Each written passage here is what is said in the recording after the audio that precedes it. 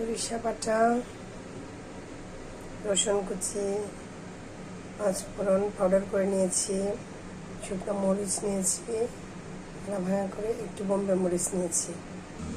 বিসমিল্লাহ করে এখানে সরিষার তেল দিয়ে দিচ্ছি।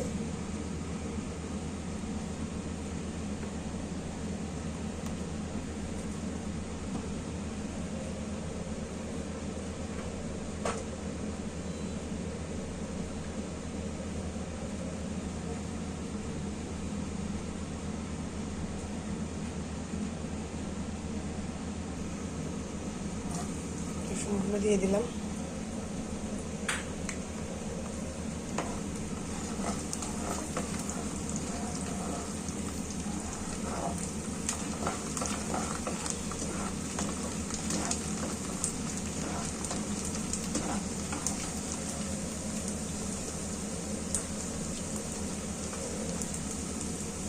একটু এলাচ দিয়ে দিচ্ছি।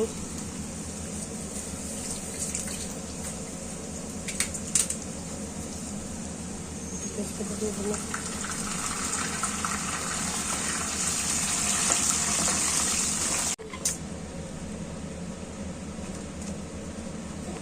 আমি দৌড়ে করে দিচ্ছি।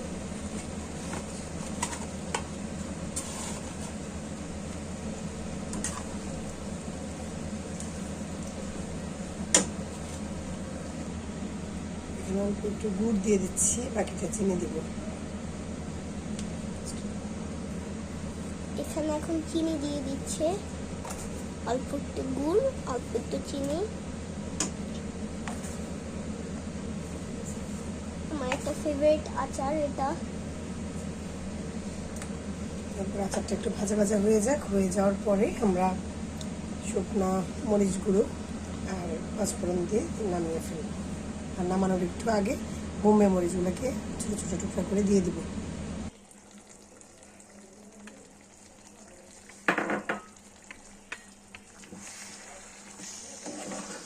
শুকনো মরিচ গুঁড়া, পাঁচফোড়ন গুঁড়া আর বোম্বে মরিচ দিয়ে দিলাম।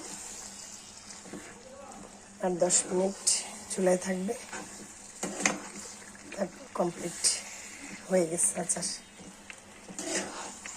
অনেক সুন্দর একটা ঘ্রাণ বেরোচ্ছে। শুকনো মরিচ, বোম্বে মরিচ দুইটা মিলে খুবই দারুণ একটা ফ্লেভার, আরও পাঁচফোড়নের সুগন্ধ তো আছেই।